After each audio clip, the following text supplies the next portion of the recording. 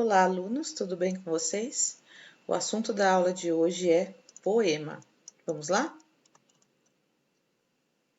Bom, capítulo 5, páginas 34 e 35, abertura do módulo, palavras versus emoções. Observe a imagem enquanto eu leio o texto introdutório.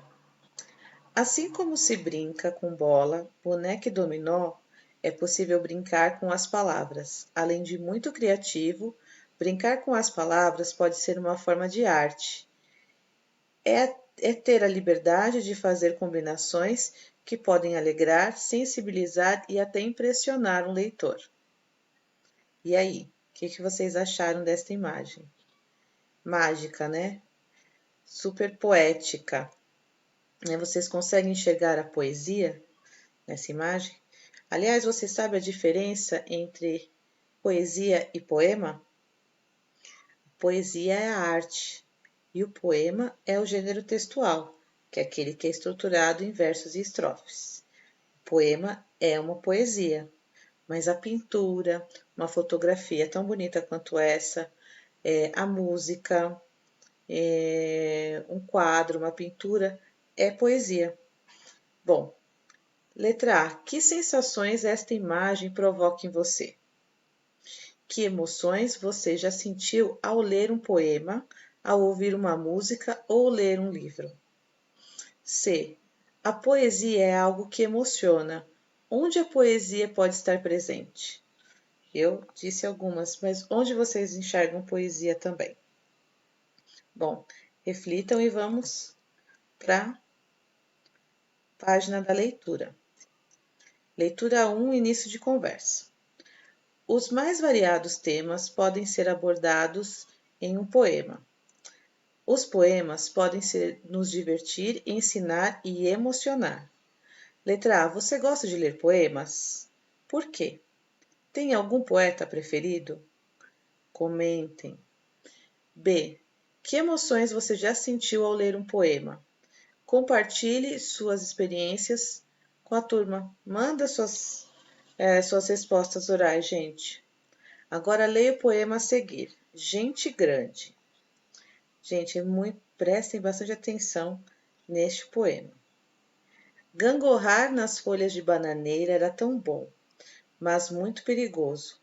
Chupar manga lá nas grimpas da mangueira era uma beleza, mas perigoso. Rapar a taxa de goiabada era ótimo, mas quem come a rapa fica burro. Que delícia um bolo saído do forno, mas bolo quente dá dor de barriga. Beber água da bica e andar de pé no chão enche a barriga da gente de bichinhos. Que beleza as manhãs de inverno, a geada, mas é perigoso ficar resfriado. Amassar barro é tão bom, mas a terra é muito suja. Foi assim que aprendi a ter medo, foi assim que virei gente grande. Bom, percebem aí no poema, né, que em alguns versos mostra as delícias da infância e rebate com as orientações da vida adulta, né? Bom, Vânia Amarante nasceu em 1945 e morreu em 1985. Ela é autora desse poema e ela nasceu em Juiz de Fora, em Minas Gerais, e publicou seu primeiro livro, Marginal, em 1980 e outros alguns anos depois. Seus poemas são marcados pelas lembranças da infância em uma cidade no interior. Mais duas questões de interpretação oral. O que você achou do poema Gente Grande? Que sensações e sentimentos ele despertou em você? 2. Cite algumas atividades que você realiza atualmente que os adultos dizem ser perigosas.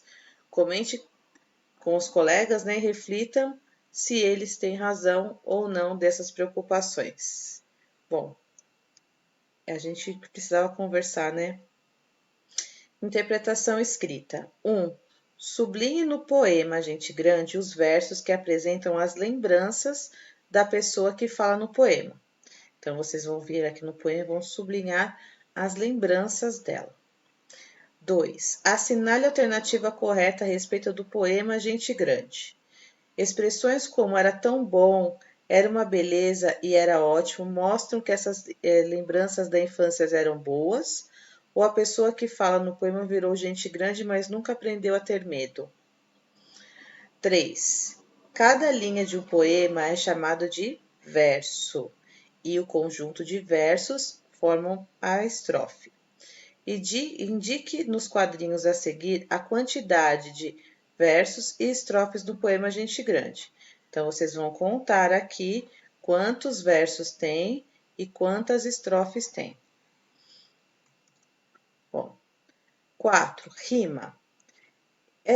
Rima é a semelhança sonora no final ou no meio de diferentes versos. Releia o poema Gente Grande e responda: esse poema apresenta rimas? Em sua opinião, por que isso acontece? Um poema é um texto que trabalha a linguagem de um modo especial. É escrito em versos organizados em estrofes e pode ou não apresentar rimas. Quando um poema ele não tem rimas, nós chamamos de versos brancos. 5. Releia os 4 primeiros versos desse poema. Primeiro, gangorrar nas folhas da bananeira era tão bom, mas muito perigoso. Terceiro, chupar manga lá nas garimpas da mangueira era uma beleza, mas perigoso. Que palavras desse trecho apresenta a ideia de oposição? B. Assinale quais das palavras a seguir apresentam o mesmo sentido da palavra que você respondeu na letra A. Porém, porque ou contudo. Então, aqui, ó, quais palavras? Então, é mais do que uma. A letra C e a letra D também são questões orais. A palavra que você respondeu no item A se repete ao longo do poema. Por que isso acontece? Letra D. Os versos do trecho acima são todos do mesmo tamanho? Explique. Bom, os versos de um poema que não seguem uma métrica regular, ou seja, que variam da quantidade de sílabas poéticas e por isso são mais compridos ou mais curtos que os outros, são chamados de versos livres. E aqui a cidadania do dia a dia vivendo a poesia diariamente. Então, na abertura do capítulo, a gente refletiu um pouquinho sobre a presença da poesia em diferentes manifestações artísticas. Durante nossa vida, passamos repetidas vezes por vários lugares, e esses lugares geralmente são comuns, mas algumas pessoas são capazes de transformá-los em poesia, o que acaba despertando nossa atenção e emoções. Observe a fotografia abaixo da escadaria Celaron, localizada na cidade do Rio de Janeiro. Olha só, gente. Essa escadaria fica no bairro da Lapa, na cidade do Rio de Janeiro. Você já conhecia ou já tinha visto essa escadaria em algum lugar? Há algum lugar pelo qual você costuma passar que chame sua atenção? Em sua opinião, como esse tipo de arte pode mudar a vida das pessoas? Bom, gente, me respondam. Se vocês não conseguem me mandar o vídeo, escrevam então essas respostas no caderno, mas é muito importante vocês se expressarem o que vocês estão achando, o que vocês estão sentindo, tá bom? Então, essa foi a nossa aula de hoje. Eu espero o retorno de vocês. Até a próxima aula. Beijo grande. Tchau, tchau.